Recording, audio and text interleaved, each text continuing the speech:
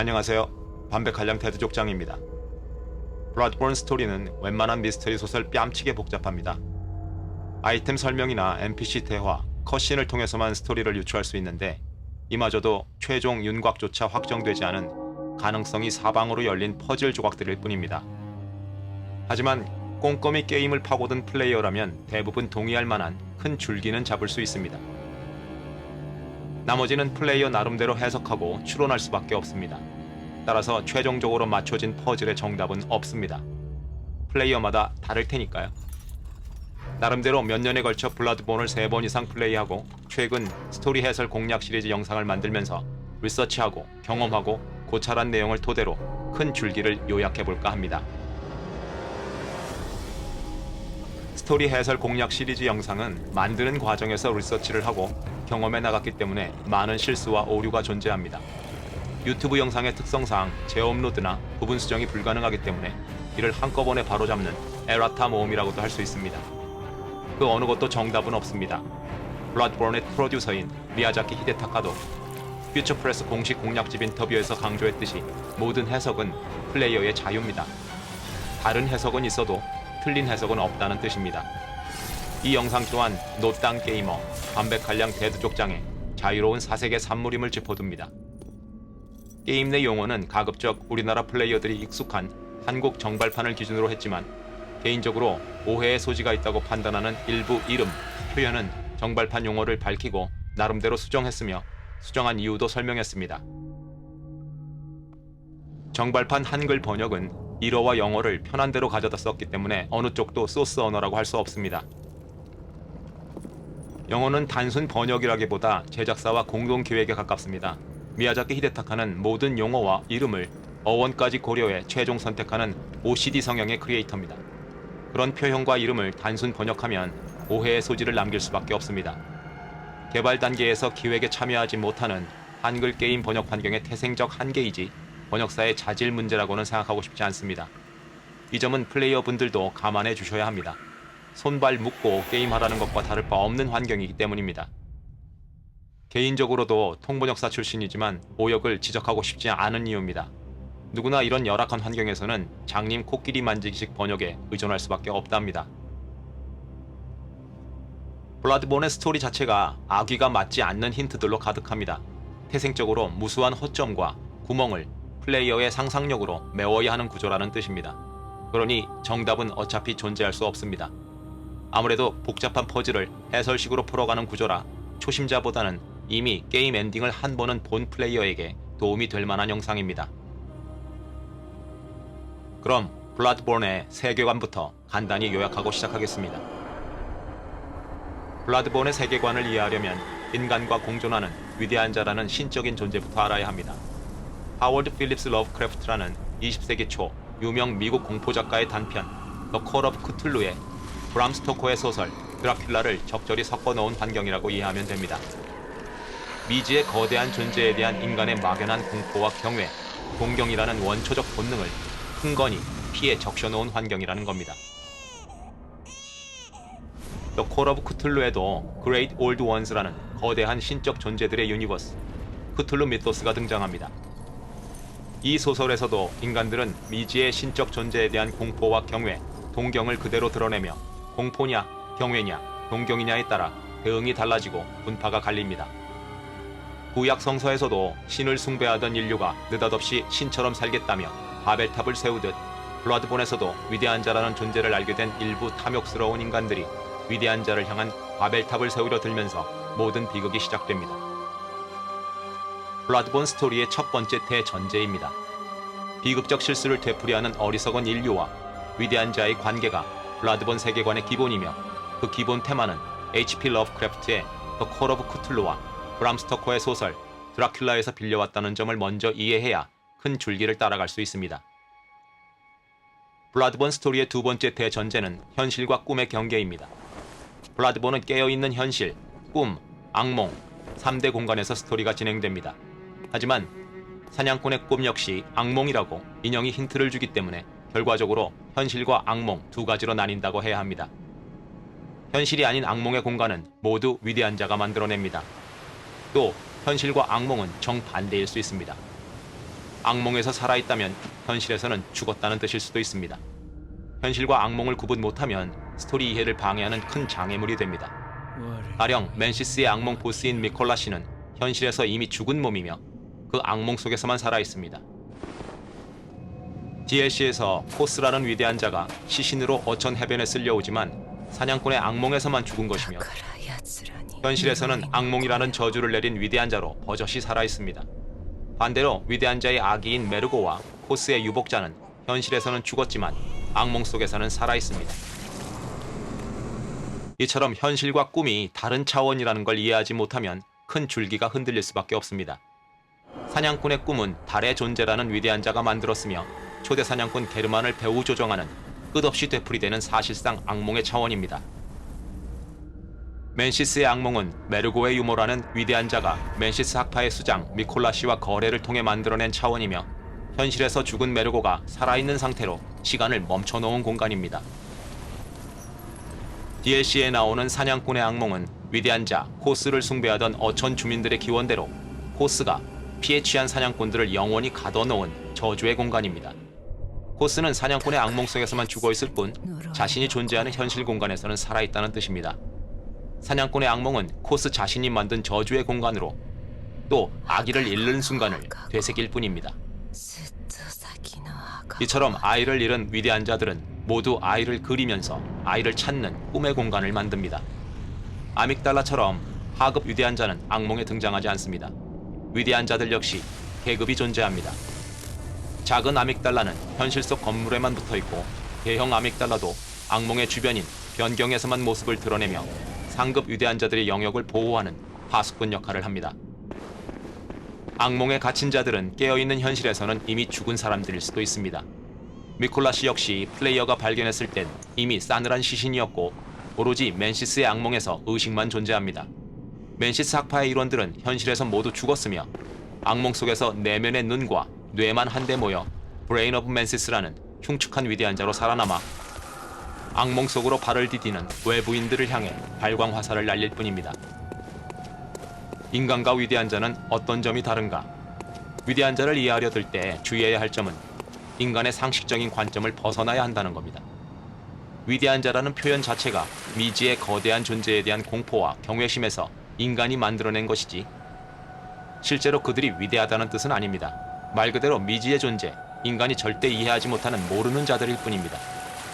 인간의 상식을 들이대면 오히려 위대한 자들을 이해하지 못합니다. 게임 내에서도 통찰을 키우고 지혜가 쌓일수록 오히려 미쳐버리는 이유겠죠. 위대한 자는 신적인 존재입니다. 게임 내에서 위대한 자가 죽기도 하기 때문에 언뜻 불사가 아니라고 생각할 수 있지만 앞서 언급한 대로 현실이 아닌 꿈속에서만 죽는 겁니다. 위대한 자 코스는 사냥꾼의 악몽 속에서만 죽어있고 진엔딩에서 플레이어가 처치하는 창백한 피, 달의 존재 역시 사냥꾼의 꿈에서만 쫓겨날 뿐일지도 모릅니다. 복수로 표현하는 것만 봐도 위대한 자는 하나가 아니며 인종이 다양하듯 종이 갈리고 선악도 갈립니다. 선의를 가진 위대한 자가 있는가 하면 악의를 가진 위대한 자도 있으며 인간과 마찬가지로 그 선악의 구분은 모호합니다. 어떤 의도로 인간에게 접근하는지도 분명하지 않습니다. 강약과 계급 또한 서로 다릅니다. 가령 게임 내에서 가장 많이 등장하는 아믹달라는 크고 작은 종류가 있으며 가짜 신이라고 불릴 정도로 하급 위대한 자로 해석됩니다. 외형은 크툴루 미토스의 존재들과 크게 다르지 않지만 형태없는 오에돈이나 메르고의 유모처럼 아예 끝까지 확연한 정체를 드러내지 않는 존재도 있습니다. 또 게임 내에서 보이는 위대한 자의 외형은 한 가지 경외수일 뿐입니다.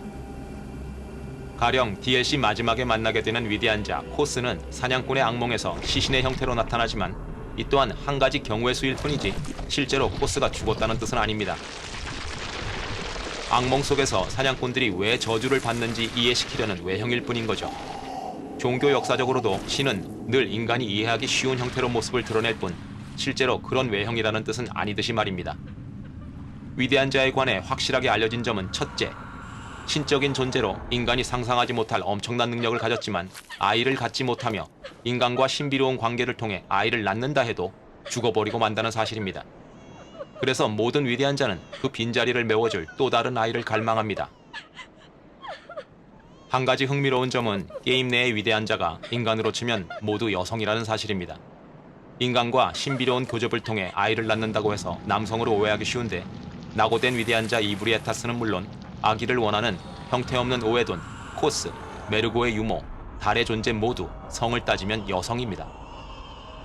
블라드본 세계관의 큰 키워드 중 하나인 달, 문 역시 여성을 상징합니다.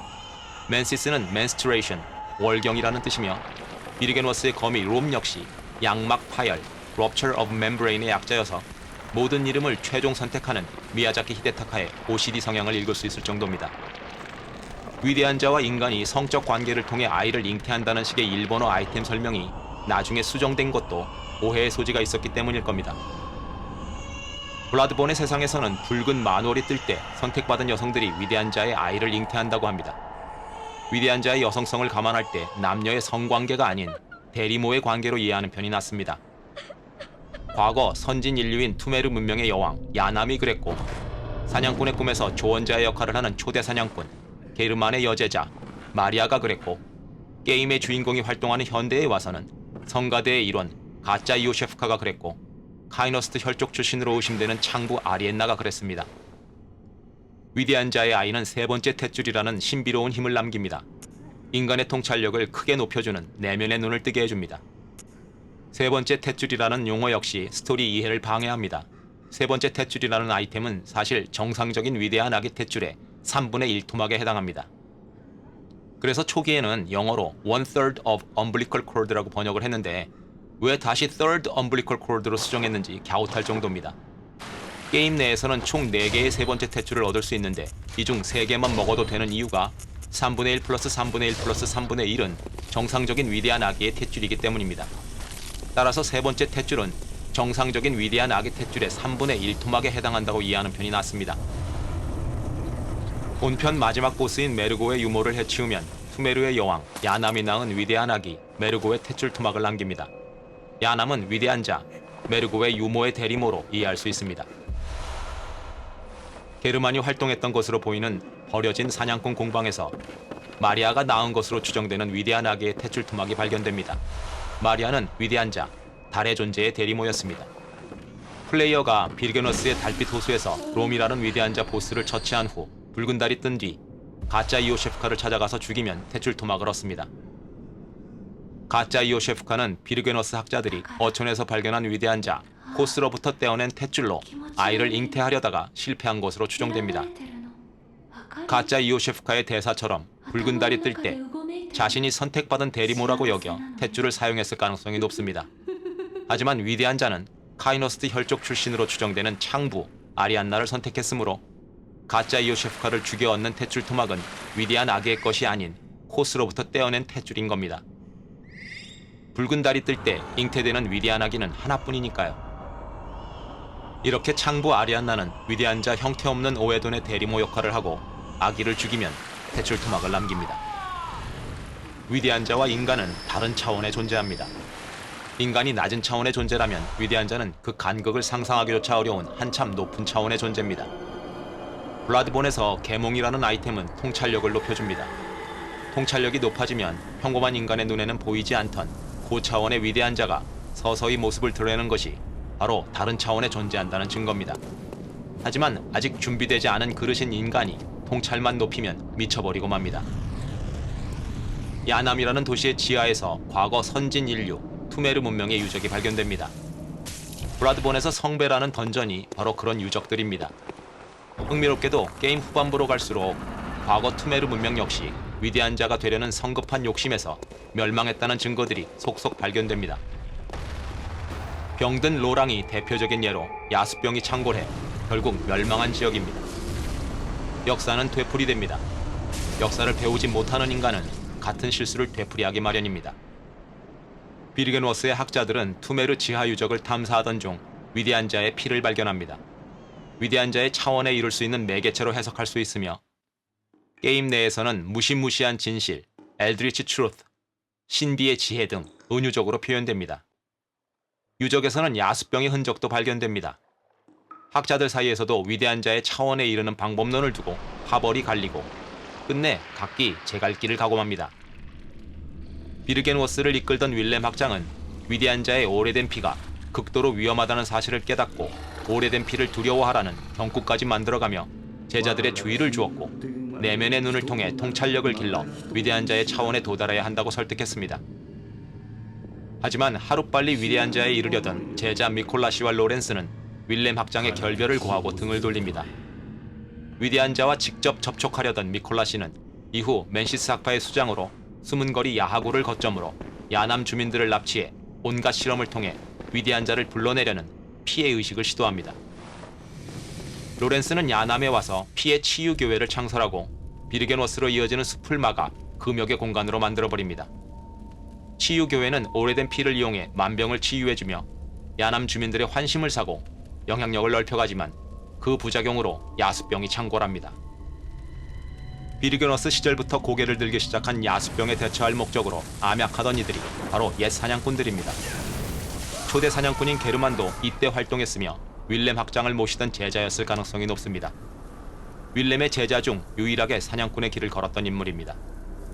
치유교회에서는 야수병이 걷잡을 수 없이 번지자 자체적으로 공방이라는 사냥꾼 길드를 양성화했고 이 즈음 앞장섰던 영웅적인 사냥꾼이 루드비히였습니다. 야수병이 전염병은 아니라고 하지만 사냥꾼들은 끝내 피에 취해 인간성을 상실하곤 합니다. 루드비히를 필두로 수많은 사냥꾼이 피의 악몽에 영원히 발이 묶인 이유기도 합니다. 훗날 치유교회마저 파벌이 갈립니다. 공방이라 부르던 사냥꾼 길드 역시 극단적인 사냥 방법을 마다않는 이단마저 생겨납니다. 오해돈 예배당 상층에 거점을 둔 치유교회의 상급 분파인 성가대는 지하유적에서 우주의 딸이라는 위대한 자 이브리에타스를 만나 의기투합하게 됩니다. 위대한 자들이 투메르 문명을 떠날 때 무슨 이유에선가 낙오됐던 위대한 자인 이브리에타스는 재합류를 기원했고 지하유적에서 발견한 유물로 고아원 아이들을 이용해 인간을 위대한 자에 가까운 원석으로 만드는 인체 실험을 이어가게 됩니다. ET처럼 생긴 피실험자의 체형이 모두 자그마한 이유입니다. 우주는 하늘에 있다는 성가대 이론의 수기 역시 이브리에타스를 만나 관심을 우주에 두기 시작하면서 얻은 깨달음입니다.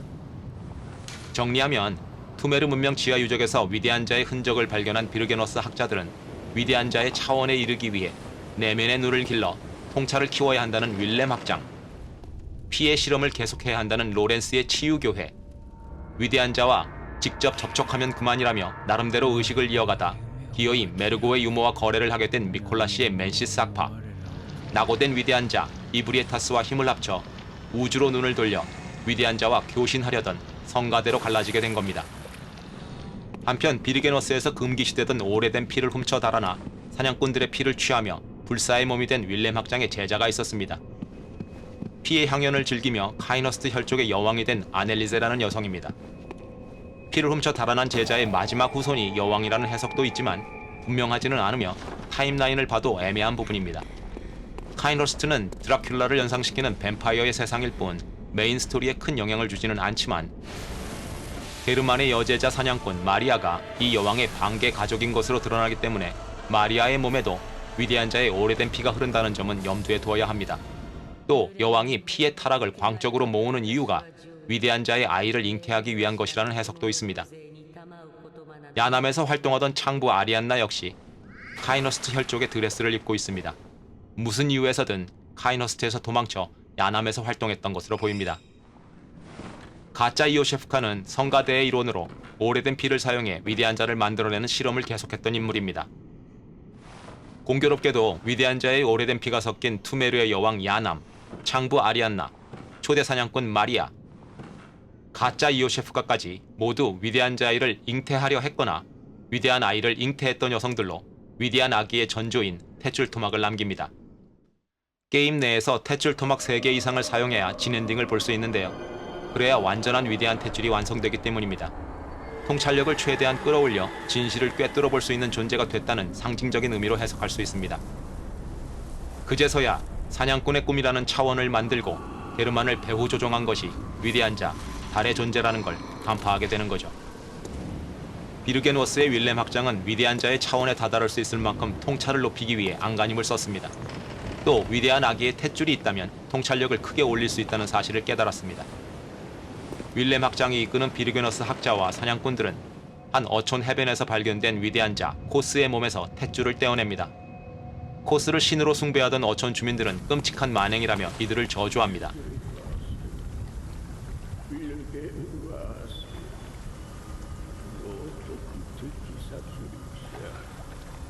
貪欲な血狂いどもめ、奴らに報い母なるコースの怒り。 우리는 코스의 버려진 자식이라고 번역한 DLC 마지막 보스는 사실 엄마를 잃은 유복자, 위대한 아기일 뿐입니다.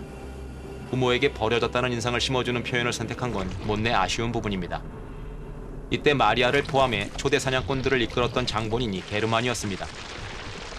코스의 저주가 차원의 벽을 넘어 사냥꾼의 꿈에 몸을 숨긴 게르만에까지 미친다는 힌트는 잠꼬대를 하며 괴로워하는 게르만의 대사와 코스의 유복자를 죽이고 나서야 게르만이 편해졌다는 인형의 대사를 통해서 얻을 수 있습니다. 비르게노스와 치유교회는 영구동이라는 곳에서 어촌 주민들을 상대로 피해 치유 실험을 계속했지만 실패를 거듭하자 코스가 휩쓸려온 1000개의 바닷물과 오래된 피를 섞어 새로운 실험에 도전합니다. 하지만 이마저도 재앙으로 이어집니다. 피실험자들이 모조리 머리가 부풀면서 미쳐버리고 만 겁니다. 유일하게 살아남아 피해 치유에 이용되는 성혈을 뽑아내주던 피해 성녀 아델린마저 부작용에 시달립니다. 피해 성녀는 오해돈 예배당에 피신시킨 수녀 아델라처럼 치유교회가 피해 치유를 위해 오래된 피를 뽑아내던 특별한 여성들입니다. 이처럼 오래된 피의 부작용으로 야수병이 창궐하고 우주의 힘을 빌리려는 실험 역시 위대한 자의 어두운 면에만 가까워지는 부작용을 낳고 맙니다. 위대한 자의 피는 인간의 원초적인 야수성을 자극해 야수병으로 이어지고 성급한 통찰의 성장은 인간의 부족한 그릇 탓에 광기로 이어진 겁니다.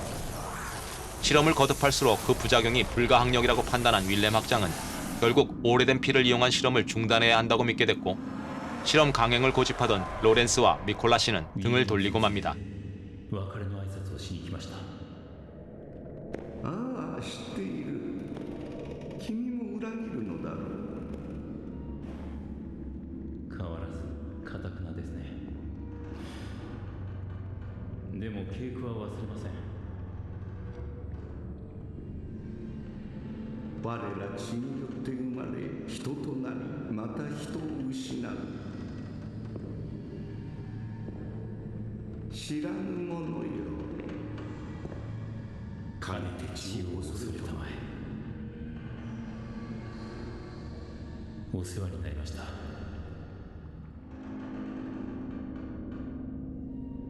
恐れたまえよ、ローレンス。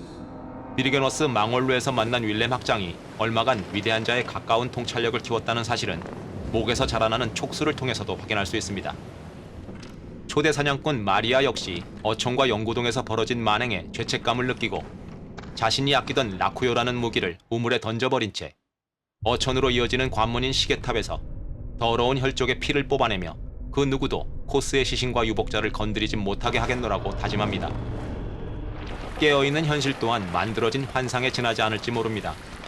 미콜라 씨가 보스전에서 코스가 롬에게 많은 눈을 주었다고 말했듯이 윌렘 학장은 코스의 탯줄을 이용해 우직한 제자였던 롬을 수많은 내면의 눈을 갖춘 위대한 자의 권속으로 만듭니다. 내면의 눈으로 이어지는 힘을 보유하고 있습니다. 하지만 위대한 자의 그릇이 되지 못했던 롬은 미쳐버리고 맙니다. 우리는 우둔하다고 번역했지만 영어로 vacuous spider, 일본어로 백치의 검이라고 부르는 이유죠. 윌렘 학장은 아무리 위대한 자가 되려고 발버둥쳐도 인간은 우주 속에 한 톨 먼지만도 못한 미약한 존재라는 엄연한 현실을 그제서야 깨닫고 낙담하게 됩니다. 이즈음 미콜라 씨가 이끄는 맨시스 학파가 최종 의식에 성공해 위대한 자 메르고의 유머와 접촉하게 되고 붉은 달이 떠오르며 온 세상은 생지옥이 될 위기에 처합니다.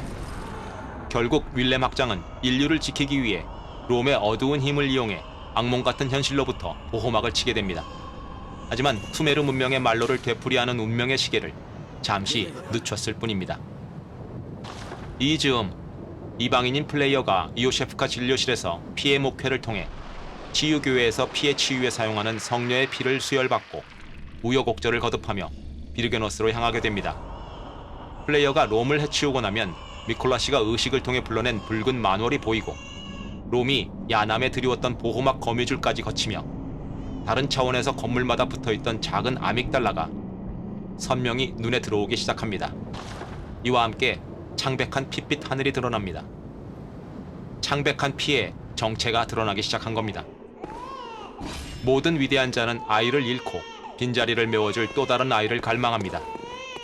미콜라 씨는 투메르의 여왕 야남에게서 빼앗은 메르고라는 위대한 아기를 메르고의 유모라는 위대한 자에게 건네주고 멘시스의 악몽이라는 차원에서 살아남습니다. 아이를 빼앗긴 투메르의 여왕 야남은 메르고가 갇혀 울며 보채는 공간을 바라보며 하염없이 눈물을 흘릴 뿐입니다.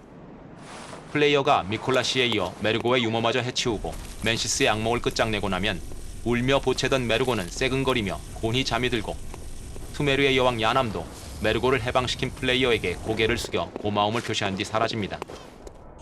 메르고의 유모라는 위대한 자를 메르고를 보호하는 역할로 오해하면 헷갈리기 십상입니다. 메르고의 유모라는 위대한 자는 미콜라 씨를 꼬여 위대한 아기 메르고가 요람에 살아있는 악몽의 공간을 만들고 싶었을 뿐입니다. 모든 위대한 자는 아이를 잃고 빈자리를 대신할 또 다른 아이를 갈망할 뿐이니까요. 다시 말해 메르고 역시 악몽에서만 살아있을 뿐 현실 속에서는 이미 죽었다는 뜻입니다. 코스의 유복자 역시 사냥꾼의 악몽에서만 살아있을 뿐 현실 속에서는 죽었다는 뜻이고요. 미콜라 씨도 멘시스의 악몽에서만 살아있고 현실에서는 악몽으로 이어지는 길목에서 이미 싸늘한 시신으로 발견되는 것처럼 말입니다. 악몽과 현실은 반대라는 걸 유념해야 헷갈리지 않습니다. 위대한 자들은 현실과 다른 악몽을 만들어낼 뿐입니다. 메르고의 울음소리는 차원의 벽을 넘어 달의 존재라는 위대한 자에게도 들립니다. 게르만이 왜 달의 존재에 사로잡혀 사냥꾼의 꿈에 발이 묶여 있는지는 아무도 모릅니다. 어쩌면 현실에서는 이미 죽었을 가능성도 있습니다.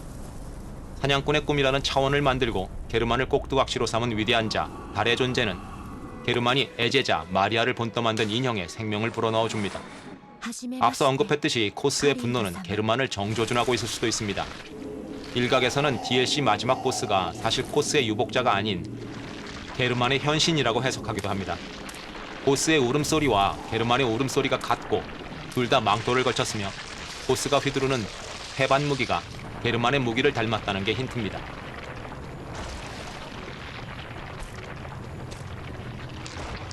플레이어가 보스를 죽이고 나면 게르만이 마음의 짐을 덜게 된다는 설정도 업보에 맞는 대가를 치렀기 때문이라는 거죠. 개인적으로도 이쪽 가설이 더 마음에 듭니다. 왠지 OCD 성격의 미야자키 히데타카라면 그런 의도였을 것 같네요.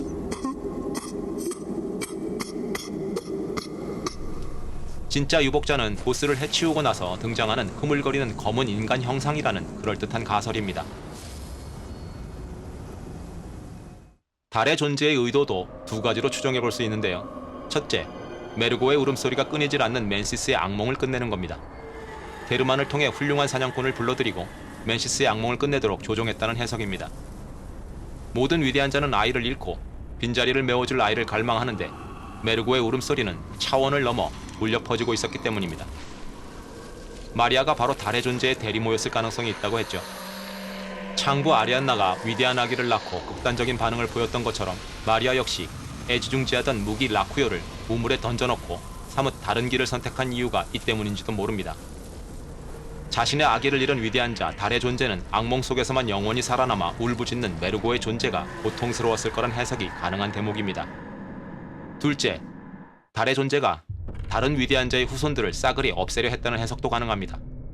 모든 위대한 자는 아이를 잃는다고 하지만 왜 그런지는 설명이 나오질 않습니다. 달의 존재가 위대한 자의 아이들이 태어나는 족족 사냥했을지도 모를 일입니다.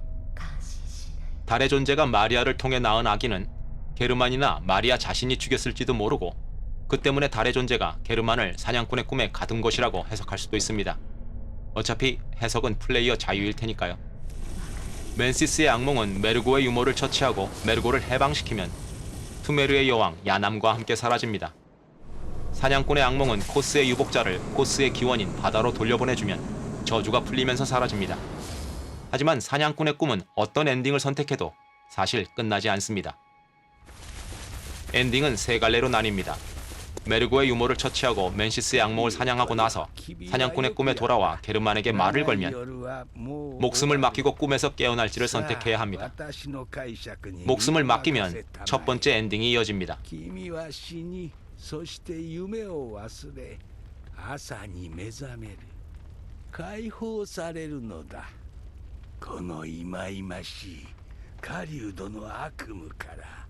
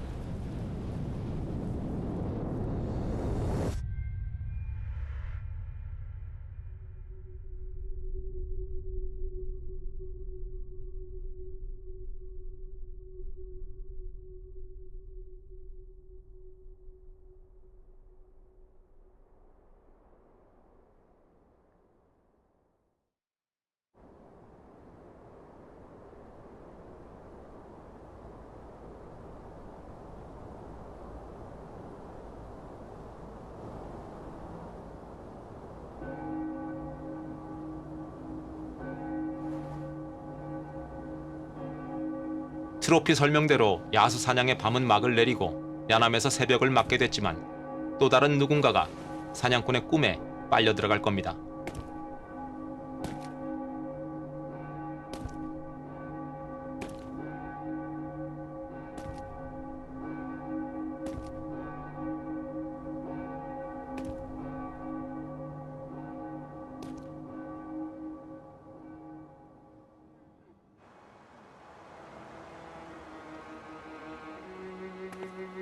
사냥꾼의 꿈이라고 하지만 인형이 다른 사냥꾼들도 이 악몽을 다녀갔다 라는 대사를 치는 데서도 알 수 있듯이 결국 또 다른 악몽에 불과합니다. さようなら狩人様。あなたの目覚めが優位なものでありますように。 목숨을 맡기지 않겠다고 거절하면 게르만과 일전을 치릅니다. 飲まれたか狩りか血かそれとも悪夢か。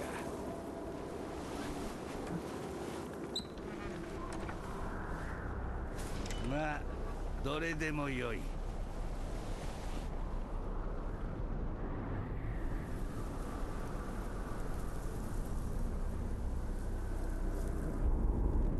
そういうものを始末するのも助言者の役目というものだ。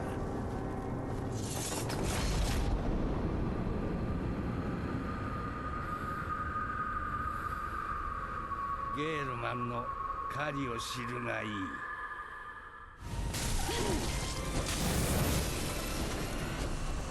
長い夜の夢だったよ。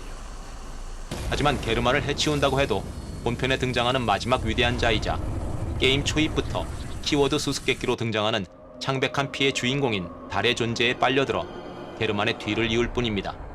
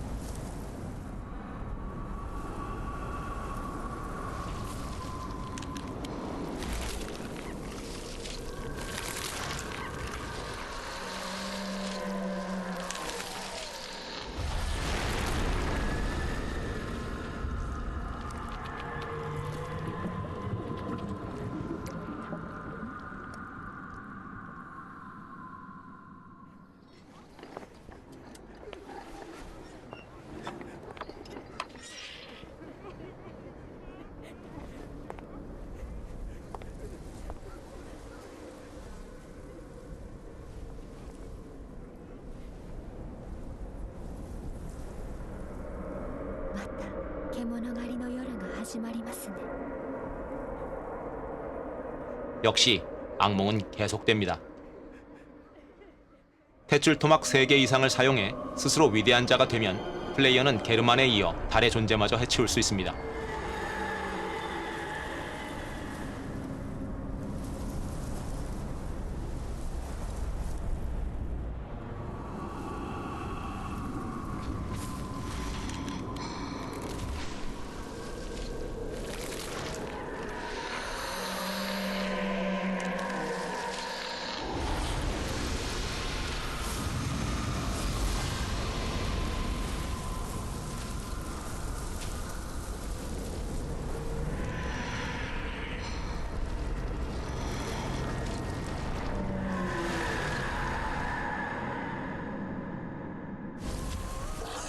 하지만 이때도 플레이어는 위대한 아기로 다시 태어나 인간이 아닌 위대한 자로서 유년기를 되풀이하게 됩니다.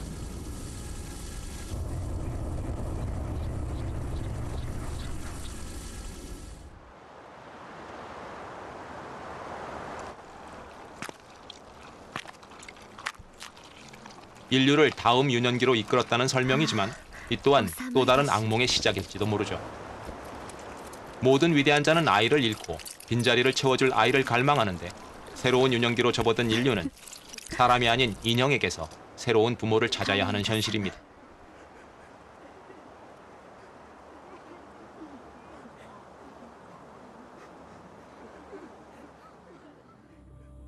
첫 번째 부록입니다. 왜 우리는 보스들과 싸우는가? 정신없이 게임을 하면 이유도 모르고 싸우는 보스들을 차례대로 만나보겠습니다. 스토리 진행에 필요하지 않은 선택적인 보스라고 해도 존재 이유는 분명합니다. 성직자 야수. 게임에서 처음 만나는 성직자 야수를 처치하면 칼잡이 사냥꾼의 증표를 얻어 성직자가 야수병에 걸리면 더 무서우며 야수병과 치유교회가 관련됐다는 사실을 알게 됩니다. 게스코인 신부.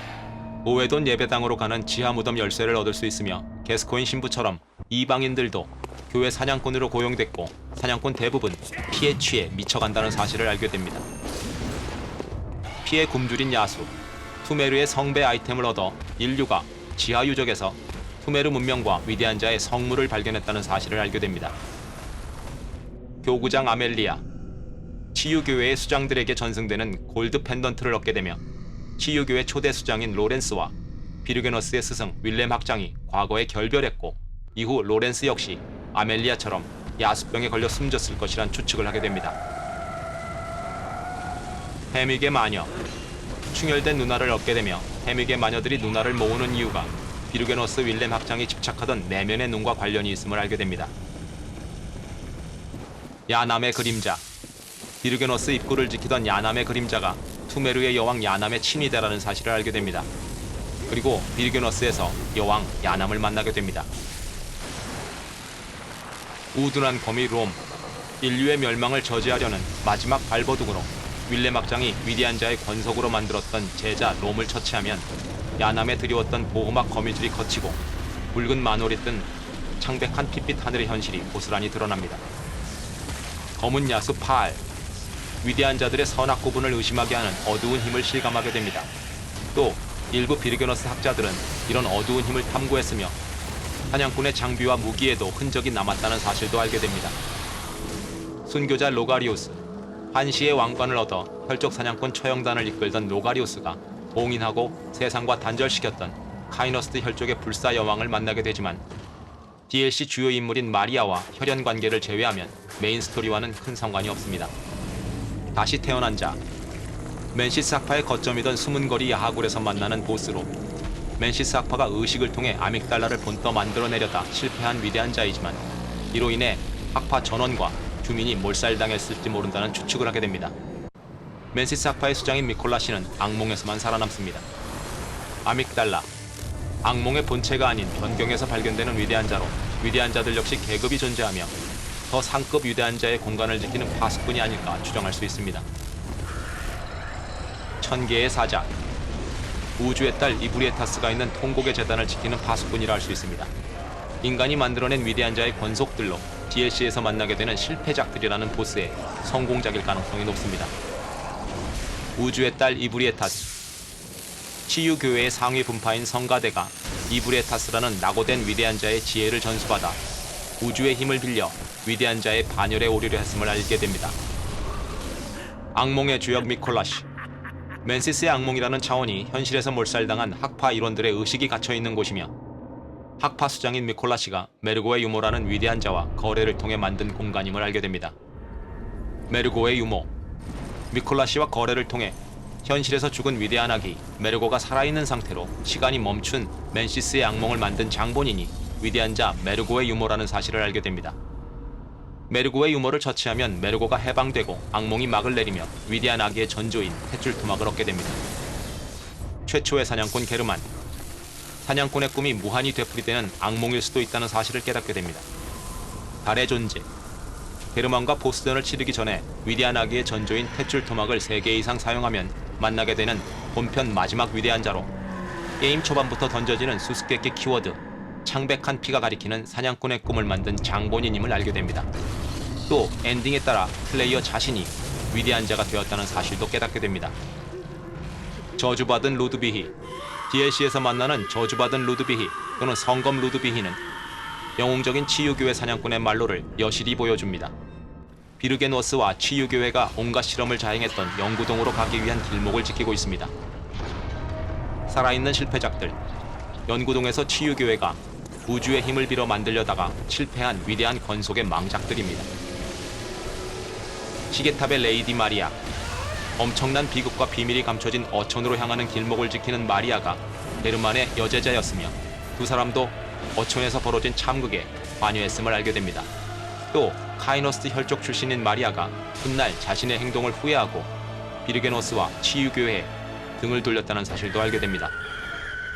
초대 교구장 로렌스, 스승인 윌렘 학장의 경고를 무시하고 오래된 피해 연구를 고집했던 치유교회의 초대 수장 로렌스의 말로를 확인하게 됩니다. 코스의 유복자, 어촌 해변에 쓸려온 위대한 자 코스가 주민들의 기원대로 비르게노스와 그 분파들을 영원히 저주하는 사냥꾼의 악몽이라는 공간을 만들었다는 사실을 알게 됩니다. 유복자를 코스의 기원인 바다로 돌려보내야 악몽이 막을 내립니다. 두 번째 부록으로 스토리 이해에 방해가 될 만한 애매한 번역 3가지만 살펴보겠습니다. 我ら血によって生まれ人となりまた人を失う 먼저 윌렘 학장의 경구인데요. We are born of the blood, made men by the blood, undone by the blood. Fear the old blood. 이 문장의 두 번째 구인 made men by the blood를 우리가 피로 사람을 만들었다는 식으로 이해하면 잘못된 해석입니다. 어법적으로 we are made men by the blood라고 이해할 수밖에 없기 때문입니다. 일본어로도 히토 또 나리, 피로 인간이 된다고 했으며 게임 초기에는 히토 오코에 인간을 초월한다고 표현했다가 오해의 소지가 있다고 판단했는지 수정했을 정도입니다. 비르게노스와 그 분파들이 인체 실험을 했기 때문에 피로 사람을 만들었다고 오해할 수 있는데 적어도 윌렘 학장의 이 말은 피로 태어나 피로 사람이 되고 피로 사람됨을 잃고 몰락한다고 이해해야 합니다. Master Willem was right. Evolution without courage will be the ruin of our race. 우리말도 영어를 그대로 따라 용기 없는 진화라고 했는데 영어권 원어민들도 종잡을 수 없다고 하는 표현입니다. 일본어가 원문이라면 한심한 진화 또는 알맹이 없는 진화로 이해할 수 있으며 아직 그릇이 되지 않은 인류의 성급한 진화 욕심을 꼬집은 윌렘 학장의 경구였다면 속빈 진화, 성급한 진화 정도로 이해해야 할 겁니다.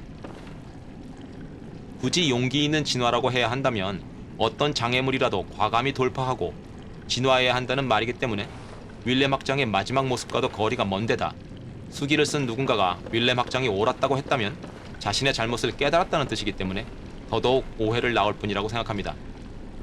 아직도 영어 번역자가 왜 Evolution without courage라는 문구를 선택했는지는 종잡을 수가 없네요. 표현이야 어쨌든 그릇이 준비가 안 됐는데 성급하게 욕심만 부리면 그 결과는 재앙이라는 진리는 달라지는 게 없겠죠. The sky and the cosmos are one. 마지막으로 오해돈 예배당 상층 성가대의 거점에서 발견되는 우주는 하늘에 있다 라는 수기를 두고 오역이라고들 말이 많았는데요. 이건 오역이 아니라 일본어 원문을 그대로 따른 겁니다. 영어로는 하늘과 우주는 하나라고 했는데 이 영어 표현이 더 헷갈릴 수 있습니다. 성가대는 이브리에타스로부터 위대한 자의 지혜를 전수받고 우주의 힘을 빌어 위대한 자에 가까워지려 합니다. 이브리에타스를 만난 시점이라면 충분히 저런 깨달음의 탄식이 나올 수 있다는 겁니다. 오랜 세월 엉뚱한 데서 해답을 찾아 헤맸는데 하늘을 올려다보며 아, 답이 우주에 있었구나 했다는 뜻이니까요. 어느 쪽이든 오역이라기보다 큰 퍼즐을 완성하는 아주 작은 조각 힌트에 불과하다 보니 모호할 수밖에 없다고 감안해주는 편이 낫다고 생각합니다. 자, 여기까지 왔네요. 개인적으로 40대 이후 인생 3대 게임이라고 강조하는 블러드본의 스토리 해설 공략 시리즈에 이어서 요약 영상까지 블러드본 관련 프로젝트를 전부 완성했습니다. 물론 한참 부족하고 실수도 많고 여전히 오류가 곳곳에 남아있겠지만 정말 뜻깊은 여정이었습니다. 미야자키 히데타카 같은 위대한 게임 제작자를 만난 것만으로도 큰 행복이었고요. カリウド様 이 프로젝트를 완성하기 전까지만 해도 블러드본 2가 나와주길 고대했는데 왠지 지금 그대로 완벽한 무라카미 하루키의 소설 1Q84의 4권 속편을 내놓으라고 부질없는 성화를 부리는 건 아닌가 고민하게 되네요. 그래도 블러드본의 감동에 견줄 만한 건 역시 블러드본 2뿐일까요? 끝으로 큰 줄기만 다뤘을 뿐 블러드본은 많은 고민거리를 던져주는 정말 훌륭한 작품입니다. 위대한 작품이죠. 관심 있는 분들이라면 참고문헌 중에 하나인 Dark Souls Beyond the Grave Volume 2 이란 책을 권해드리고 싶습니다. 블러드본하고 다크 소울 3의 제작 과정과 게임 스토리, 배경 지식 등이 풍성한 책입니다. 블러드본만 관심 있다면 2권만 보면 되고요. 다크 소울 시리즈의 세계관까지 관심이 간다면 1, 2권 모두 권해드립니다. 지금까지 완벽한량 대두족장이었습니다. 감사드립니다.